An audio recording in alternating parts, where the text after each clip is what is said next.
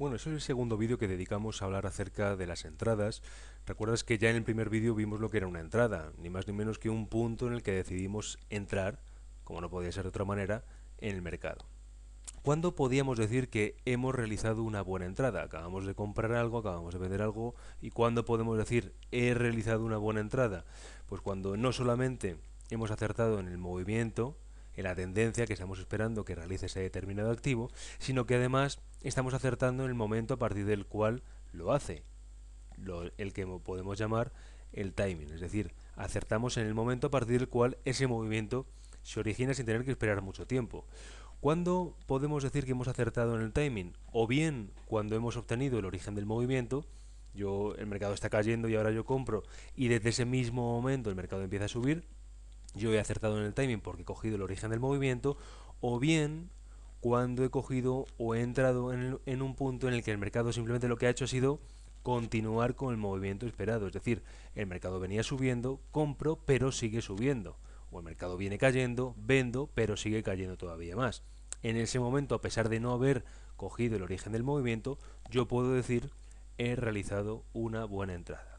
Bueno, ¿recuerdas que esta segunda forma de intentar realizar buenas entradas, el comprar en un punto intermedio del mercado, lo que nos daba era pie a esos dos síndromes tan peligrosos para cualquier trader? ¿Recuerdas el síndrome del cometechos, aquel pobre trader que compraba consistentemente en el máximo de mercado, o bien el síndrome del come suelos, aquel pobre trader que vendía consistentemente en el mínimo del mercado, intentando coger una tendencia, subirse una tendencia que nunca acababa llegando y simplemente lo que le estaba haciendo era poco a poco su cuenta hacerle un agujero. Bueno, hoy vamos a hablar precisamente de la primera forma de intentar realizar una buena entrada, como intentar conseguir obtener una buena entrada intentando coger el origen del movimiento, pues me puede dar pie a dos síndromes igual de peligrosos. Bueno, esta primera forma de intentar hacer buenas entradas está tan extendida en el mercado que de hecho cuando hablamos de las compras, mucha gente cuando piensa en que ha realizado una buena entrada, con un buen timing, piensa en que ha comprado barato. La pregunta que el otro día ya veíamos para ir abriéndonos los ojos a esta realidad es: ¿timing es igual a barato? Tenemos que decir que no.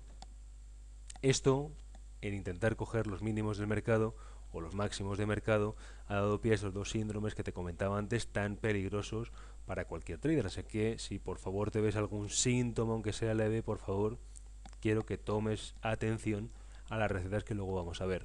El síndrome del cazatechos. Dícese de aquel pobre trader que vende en un punto alto creyendo encontrar el máximo. Yo creo que a todos esto, cuando hemos empezado a operar con derivados, siempre nos ha pasado. Hemos visto algo subir mucho y de repente, pues que hemos pensado, bueno, como ya no puede subir más, esta frase tan recurrida, ¿qué hago? Empiezo a vender ya. Bueno, ¿qué te puede pasar si te encuentras en medio de una tendencia? Pues que a pesar de que efectivamente el mercado tenga que corregir a la fuerza de vez en cuando, el mercado continúe subiendo haciendo esos mínimos ascendentes, recuerda, compradores formando suelos que van cada vez entrando a un precio mayor, a un precio peor, asumiendo mayor riesgo, por lo cual algo tiene que estar pasando positivo en el mercado para que los compradores les vaya dando igual entrar cada vez a un precio mayor.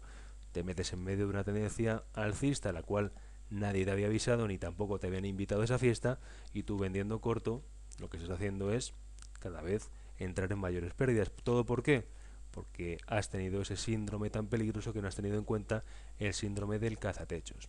Bueno, a todos nosotros cuando hemos empezado a hacer trading, este síndrome nos ha afectado de una u otra forma. De hecho, como bien se dice, parece que el lado bajista siempre es el más inteligente. Y de hecho, cuando empezamos a operar con derivados, pues vamos un poco de listillos, intentamos hacer este tipo de operativa tan peligrosa que tarde o temprano pues nos acaba barriendo.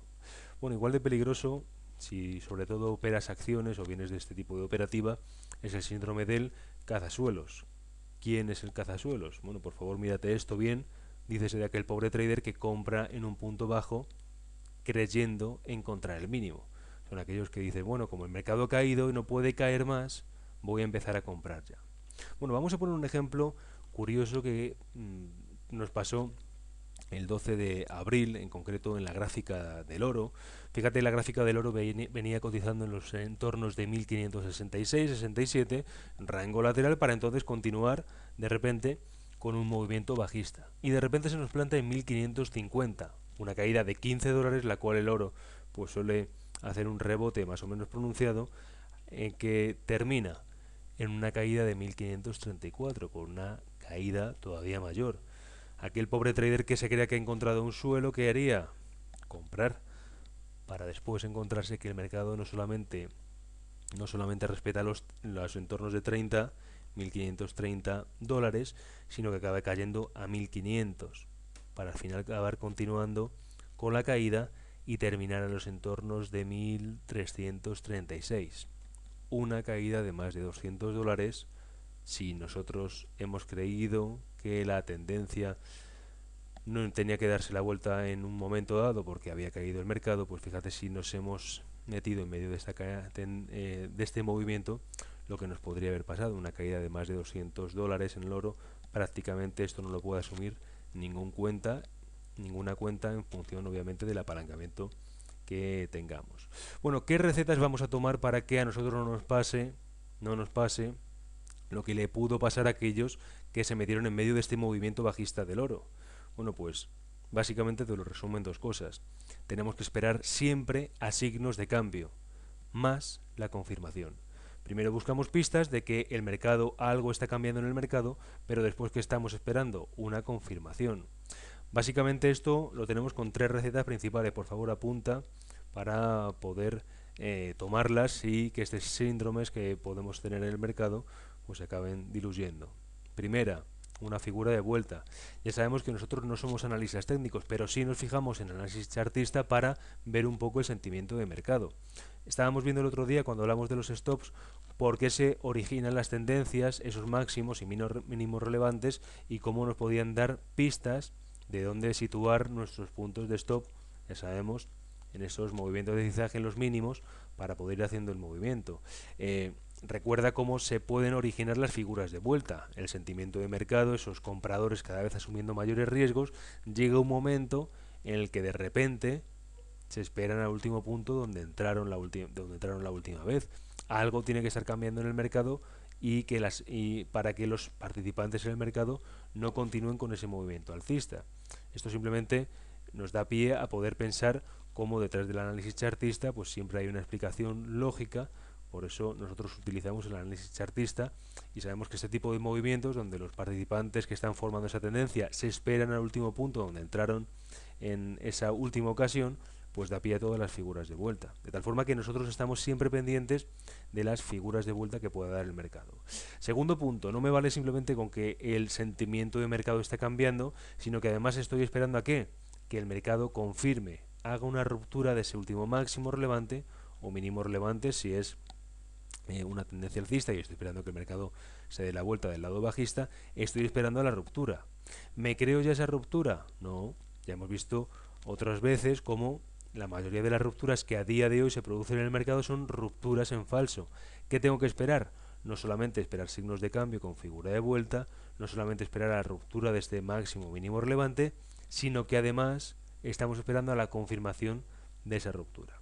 Bueno, esto que son muchas palabras, te lo explico con este simple gráfico. Vemos el movimiento del eurodólar con un movimiento alcista, una figura de vuelta, pero fíjate que rompe este último mínimo relevante.